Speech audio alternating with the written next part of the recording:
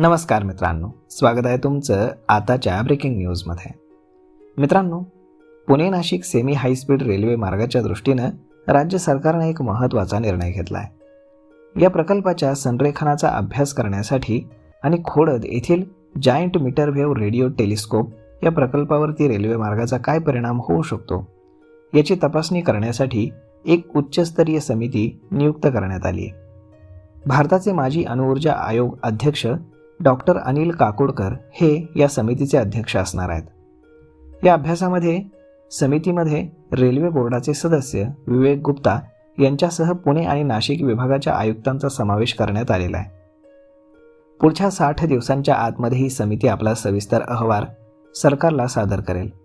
समितीच्या अहवालानंतर या प्रकल्पाच्या पुढील कामाला गती मिळण्याची दाट शक्यता आहे. काही दिवसांपूर्वीच म्हणजे 3 जुलै ते 29 जुलै रोजी पुणे नाशिक रेल्वे मार्गाच्या संदर्भामध्ये महत्त्वाच्या बैठका पार पडल्या होत्या. पालकमंत्री राधाकृष्ण विखे पाटील यांच्या नेतृत्वामध्ये मुख्यमंत्री देवेंद्र फडणवीस यांच्यासोबत झालेल्या या बैठकीमध्ये तज्ज्ञांची समिती स्थापन करण्याचं आश्वासन देण्यात आलं होतं. सातत्यानं केलेल्या पाठपुराव्यामुळे राज्य सरकारनं हा निर्णय तत्परतेनं घेतलेला आहे.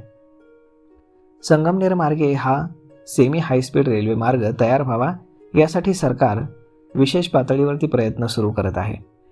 या निर्णयाबद्दल मुख्यमंत्री देवेंद्र फडणवीस, उपमुख्यमंत्री एकनाथ शिंदे आणि उपमुख्यमंत्री सुनेत्रा पवार आणि पालकमंत्री राधाकृष्ण विखे पाटील यांचं संगमनेरकरांच्या वतीनं आभार व्यक्त करण्यात आलंय.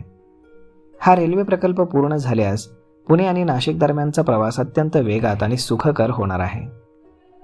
तर मग मित्रांनो, अशा पद्धतीनं Pune Nashik semi high speed railway मार्गाला पुन्हा वेग येताना दिसतोय. तर मग यावरती आपलं मत काय हे तुम्ही आम्हाला कमेंट करून नक्कीच सांगा.